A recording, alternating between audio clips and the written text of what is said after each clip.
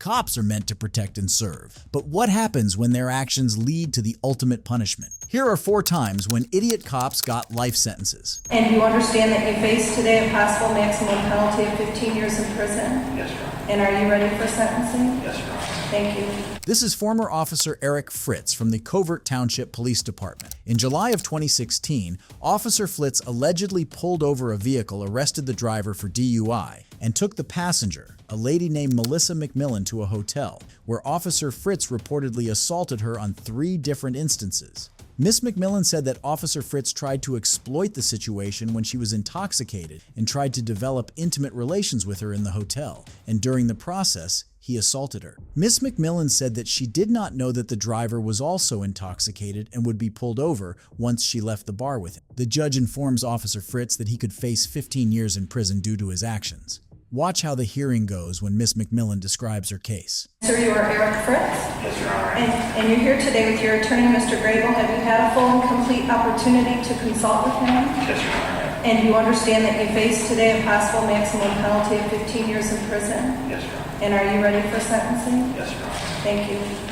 As a police officer who took an oath to protect and serve the community, what you did to me was wrong.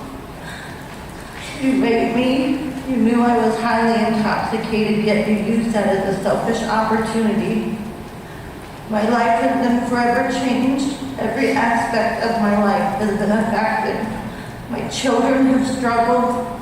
My friends, family, and loved ones have watched me through a year of hell. I can't see a police vehicle without feeling fear or be reminded of what happened. I made a poor decision to have too many drinks, putting myself in a vulnerable position. I don't remember leaving the bar that night, but my friends had arranged for another person to drive my car, and I was far too intoxicated. I had no idea the driver was also intoxicated and would get pulled over by a police officer. Mr. Fritz, anything you wish to tell me? Yes, Your Honor. First, I'd like to apologize to my friends and family who I've actually let down. I'd also like to apologize for my coworkers who I embarrassed by my decisions. I'd also like to apologize to the people of Covert Township for my actions that night. And I absolutely would like to apologize for Ms. McMillan for my horrific decision of offering her a hotel room. I never should offer her a hotel room in the first place. It never should happen. I never should have put her in that situation. Thank you, sir. You took a law enforcement oath of honor to protect and to serve and to uphold the highest of ethical standards. Instead, you preyed upon and exploited and damaged a woman who was entirely helpless due to excessive intoxication. Even more disturbing to this court is the fact that you used your badge and the authority and power it grants you as a means to implement your criminality. You betrayed her, you betrayed your fellow officers, you betrayed mightily the public trust all of us had in you. For sentencing, do you still wish to waive your right to lawyer for sentencing today?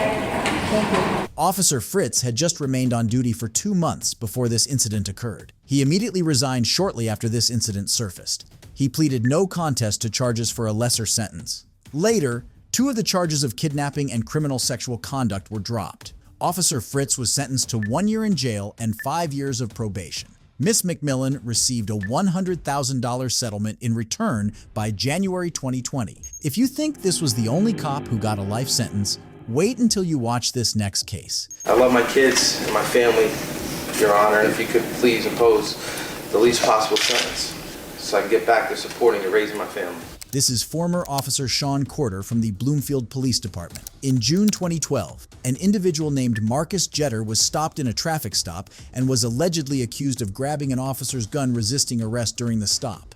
The officer, of which Officer Corder was one of them, had submitted false police reports regarding the arrest. These police reports were so manipulative that Mr. Jetter had to face 5 years in prison. The officers during the traffic stop broke his car windows and dragged him outside of his vehicle. Watch what the officers have to say in the court. I love my children more than anything in the world, and I know they need me. I don't want them to have to suffer, switch schools, lose friends, lose the house that they're raised in. I don't want them to become emotionally scarred from me being away. And sorry, a lot of that stuff I haven't heard from my wife, and it kind of hit me. I haven't been away from my kids for more than a day. And since being incarcerated, I miss Christmas, I miss my little Sabrina's birthday, I miss my Kylie the Rose ride at high school, which I was practicing with her. And I also missed a lot of Boy Scout events for my son Connor. I love my kids and my family, Your Honor, and if you could please impose the least possible sentence so I can get back to supporting and raising my family. As a man of the law, there's an oath that they take, and it's to tell the truth. And in this situation, there was time given for Mr. Corder to tell the truth. He chose to say that I jumped out the back window. He chose to say that I pulled off on him. He chose to say that I resisted. He had a choice. I'm not saying that that messes his character up. I'm not saying that he's not a good guy. I'm just saying that in a situation like this where he has an obligation, a moral obligation to tell the truth, he chose not to. Officer Corder talked about the miseries he didn't want his family to go through and wanted the minimum sentence possible. He expressed how he wanted to be with them after this case. Officer Corder was ultimately sentenced to 5 years in prison, along with the other officer involved in the traffic stop. If you think this was the maximum a cop can get a life sentences, then you probably aren't aware of this next case. The defendant in Tarrant County, Texas, did intentionally, with intent to cause serious bodily injury to a Tatiana Jefferson, commit an act clearly dangerous to human life, namely, shooting a Tatiana Jefferson with a deadly weapon. This is former Officer Aaron Dean from the Fort Worth Police Department. In October 2019, former Officer Dean was reportedly involved in the shooting of a lady named Tatiana Jefferson. It is said that Miss Jefferson was playing video games with her nephew when she encountered the brutality of Officer Dean. The incident unfolded when the police arrived at her home after a neighbor called a non-emergency number, reporting that Miss Jefferson's front door was open. Officers walked outside the home with flashlights for a few minutes and fired his weapon through a window. Police later found a handgun near Jefferson's body, which, according to her 8-year-old nephew, she had been pointing toward the window before the shooting. After the incident, Officer Dean, the shooter, resigned from the Fort Worth Police Department and was arrested on a murder charge. Watch how Officer Dean faces the court. Media coverage of this case has been just that, accurate and objective, reporting on the facts of what happened and the case updates, what the trial proceedings that have occurred in this case.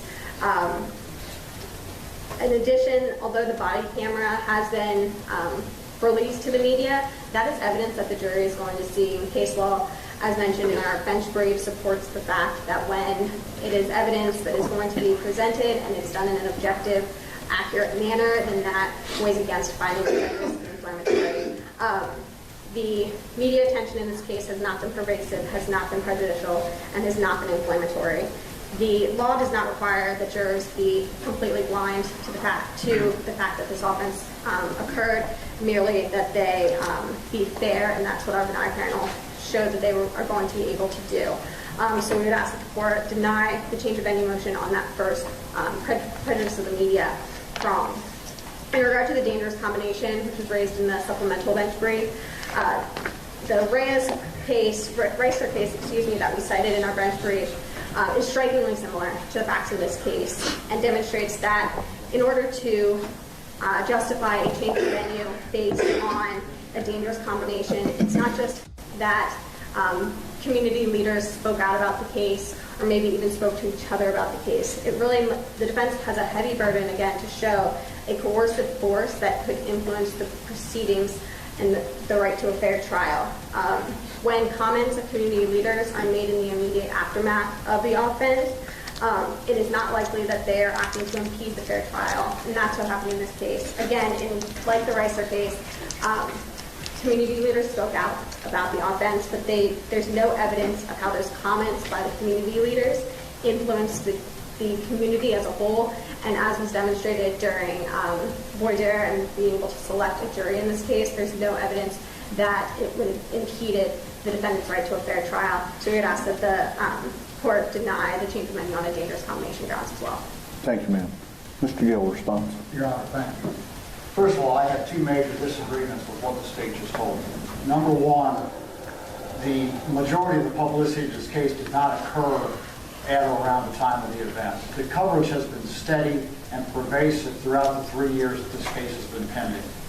Every single event that has occurred at this courthouse has been widely covered and widely publicized, including routine court settings, including the change of venue motion and testimony itself, up to and including last week with the death of Mr. Lane and the beginning of jury selection.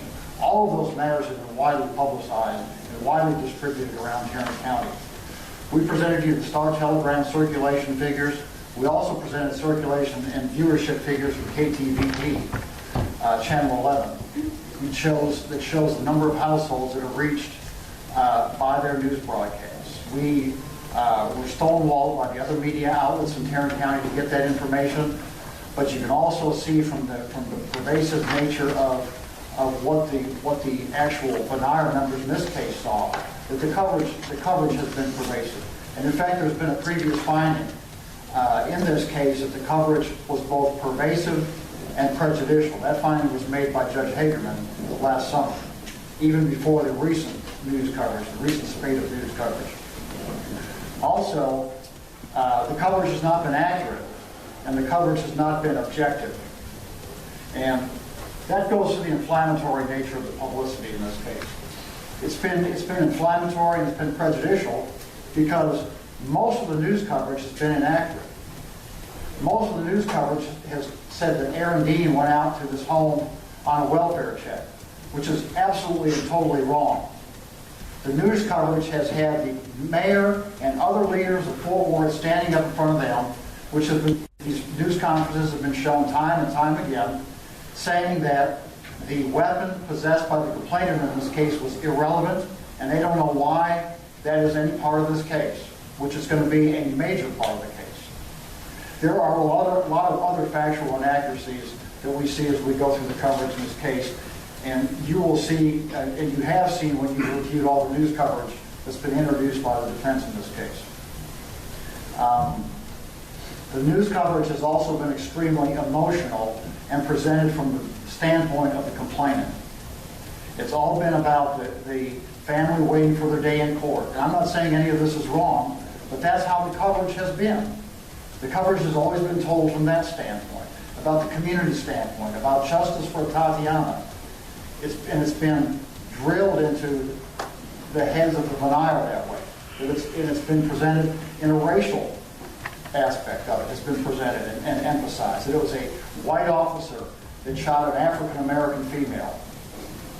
And all of this is presented time and time and time again until it's become a theme and a mantra of all this coverage that has continued until this very day.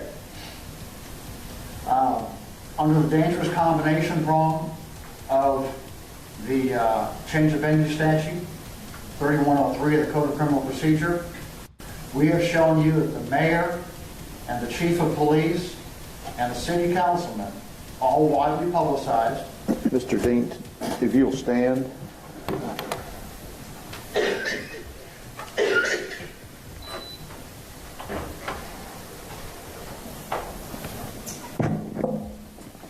Style of the State of Texas versus Aaron York Dean.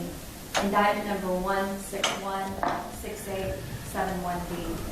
In the name and by the authority of the State of Texas, grand jurors of Tarrant County, Texas, duly elected, tried, and paneled, sworn and charged to inquire of offenses committed in Tarrant County, in the state of Texas, upon their oaths do present in and to the 372nd District Court of the said county that Aaron York Dean, hereinafter called defendant, on or about the 12th day of October 2019, in the county of Tarrant, state of Texas, did then and there intentionally or knowingly cause the death of an individual, a Tatiana Jefferson, by shooting a Tatiana with a deadly weapon, to wit, a firearm. Paragraph 2, and it is further presented in and to said court that on or about the 12th day of October 2019, the defendant in Tarrant County, Texas, did intentionally, with intent to cause serious bodily injury to a Tatiana Jefferson, commit an act clearly dangerous to human life, namely, shooting a Tatiana Jefferson with a deadly weapon, to wit, a firearm, and thereby cause the death of Tatiana Jefferson. Signed, the form of the grand jury. What's the peace and dignity of the state? Mr. Dean, to this charge, you may plead guilty or not guilty. What is your plea? Not guilty, Your Honor. Thank you, sir. You may be seated. Does the state wish to make an opening statement? We do, Your Honor. Ms. Dean? Okay. The jury sentenced him to 11 years, 10 months, and 12 days in jail. The jury deliberated the sentence for 13 hours before it was delivered. Officer Dean was found not guilty of murder but was convicted of the lesser charge of manslaughter. He is currently imprisoned in the Ramsey unit in Rosheron, Texas. If you think this was the last cop who got a life sentence, then you probably haven't heard of this next case. I was going to say, I'll do one better. I would ask the court to disregard any part of the cross-examination dealing with the loyalty and what I represented in Wikipedia. It was incorrect, and I just ask the court to disregard. This is Detective Mark Morretti. In October 2018, Detective Morretti was found threatening YNW Melly, a rapper's manager named Jameson Francois, during an investigation. Detective Morretti threatened the manager, Mr. Francois, that he could face imprisonment and deportation following a shooting incident that had his involvement. Mr. Melly had allegedly killed 2 of his friends in that shooting. Watch how the hearing goes when the rapper, Mr. Melly, faces the court. I mean, obviously, we crossed on the Wikipedia representation. I'm not blaming Mr. Aronson. I'm sure there's some students who is not a big deal, but I would like to at least put on record with ChatGPT. The bar articles have come out regarding lawyers using ChatGPT. It's AI generated based on what you want it to say, so it's not reliable information unless a lawyer actually confirms it, researches it, and you use it as a crutch to then develop your argument, not to rely on that, because anyone who's like a PDF can type anything into the internet and it will be generated through AI. Counsel is looking better. I'm sorry. Oh, you're good. Go ahead. I was going to say, I'll do one better. I would ask the court to disregard any part of the cross-examination dealing with the loyalty and what I represented in Wikipedia. It was incorrect, and I just ask the court to disregard. Thank you. Where are we at now? We're going to go ahead with which motion? Do you want us to do argument first? You want to do argument on the last motion on the inextricably intertwined? Independent source. Inevitable discovery. And so before we begin arguing on it, yesterday we were having a technical difficulties with the YouTube video. We all discussed in the report that we would put it on USB and not put it on USB. Perfect. So we just entered that into evidence. And thank you for letting me know that. My pleasure. I was expecting something yesterday, but my secretary got received something, I think, from Ms. Liberty, and I was not knowing whether it was going to get confused or not, but something on a YouTube video. Yeah, that would be for our other motions. I haven't looked at it. I don't know. Any issue with that? Well, I don't know what the YouTube video is.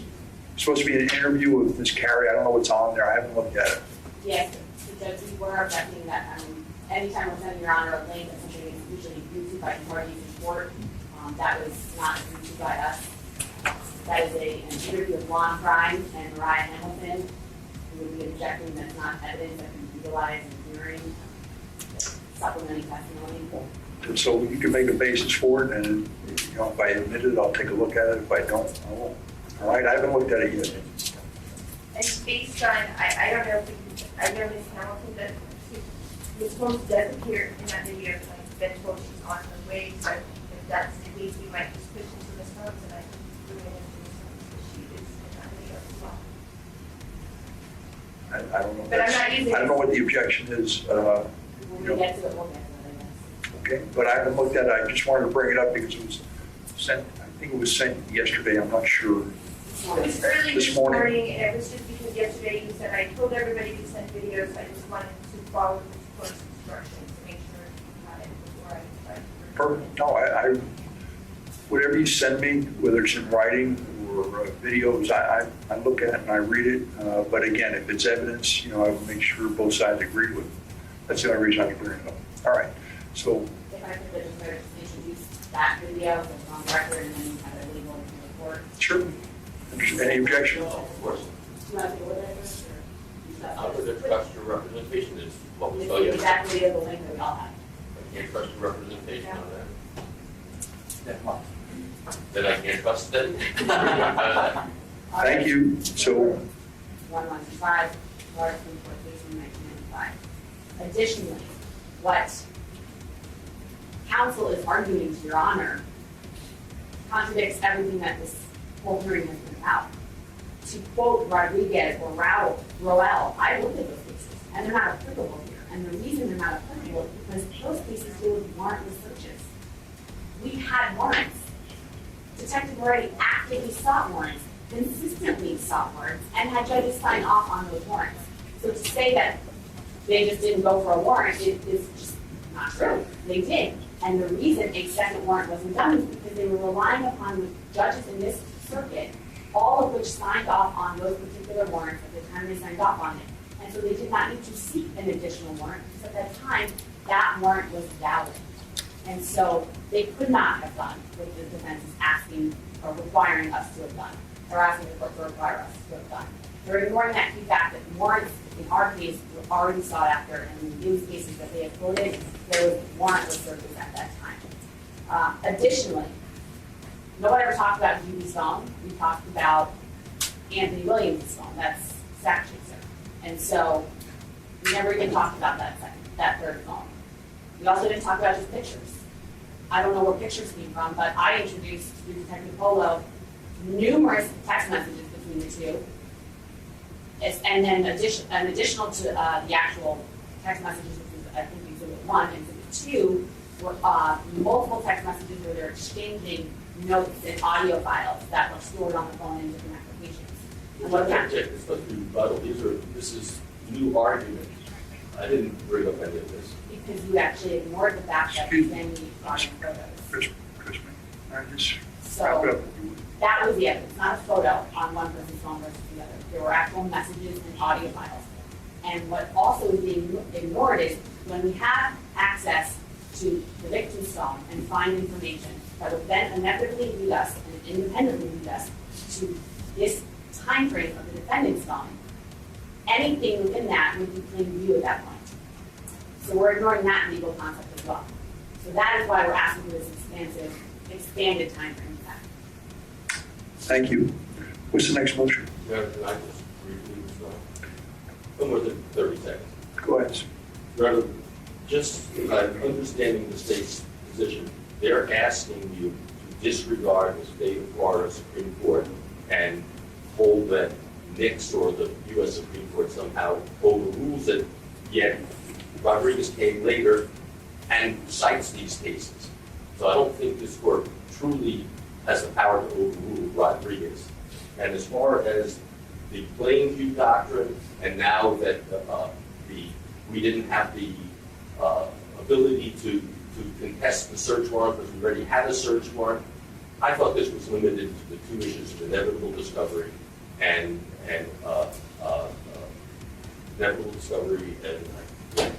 independent source. And those are two different arguments. And we've limited it just to this. Thank you. Thank you. What's the next motion? And there would be defendant's promotional video.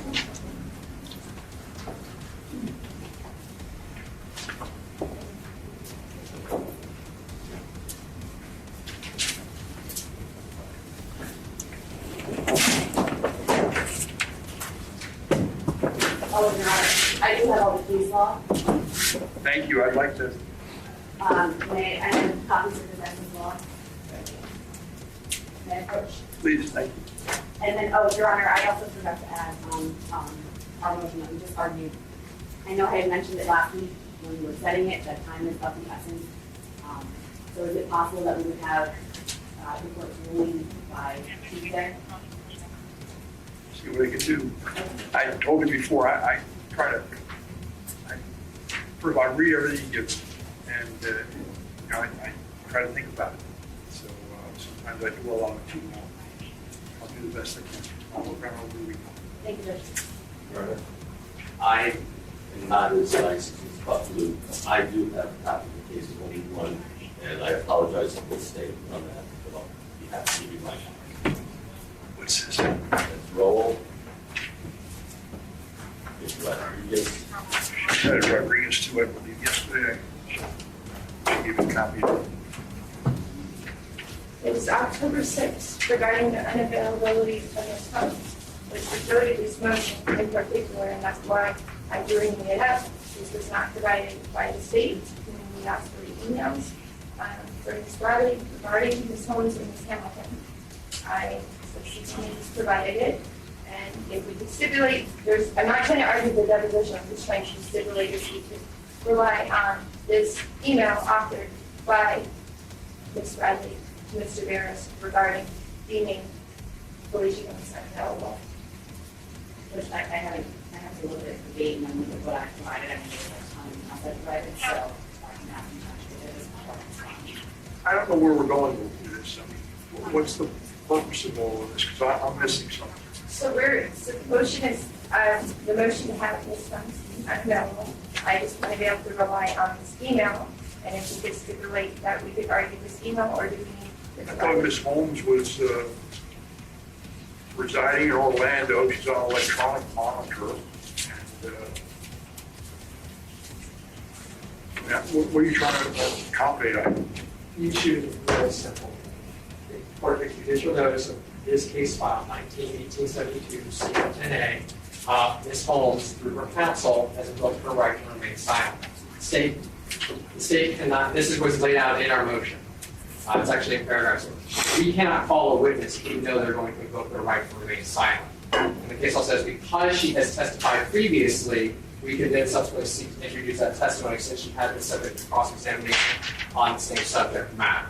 It's as simple as that. She's invoking her Fifth Amendment right, she's testified previously, and unless something is changing, which to date we are no information that she is not going to invoke her Fifth, then her former testimony should be permitted pursuant to the case law.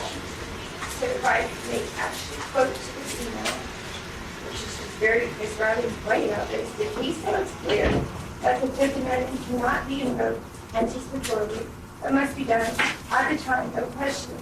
I played the audio of the prior statement to her, but she declined to finish listening to it. I tried the audio. With that basis, Ms. Holmes would have to be the one question by question and look at her if we were to deem her unavailable. The case law says that can't be done under her. We're not going to. So the point being is that if she is going to invoke, as she has indicated, then her prior former testimony is admissible. So my understanding is from a different source that she's on her way down here to meet with the pretrial officer. That's the way he really soon. So she's here, I guess, in Fort Lauderdale, someplace or on the way if she's not here yet. So, That was the other issue, that we were made aware that it was going to be his her attorney that was going to be coming today, and he is not. So I don't know if it's the whole issue was he was, I think, going on a cruise and leaving town or something. So today was the only day he was available, and now he's not here. So I'm not even entirely sure what the dynamic is between the two of them. I have not had conversations with him. Certainly can't have conversations with her, given that she has filed this notice by her attorney that she's invoking. So if she comes to court, the issue is going to be is if she's counseled, and if she's counseled, I don't think any inquiry can be made. my understanding that's the state of the law. I don't know if you have something different on that. Again, I believe this is for the That's why we're here. There's something different with the law, though. That's what I'm asking. Yeah. We're in agreement as to that. So I guess the question is that, so what else you have? You're not asking me to reset it, you just want me to move on? Yeah, Judge, you would rule that if she's going to in fact invoke, which she has already done, then her former testimony comes in. Can I ask you a question? How relevant is your formal testimony?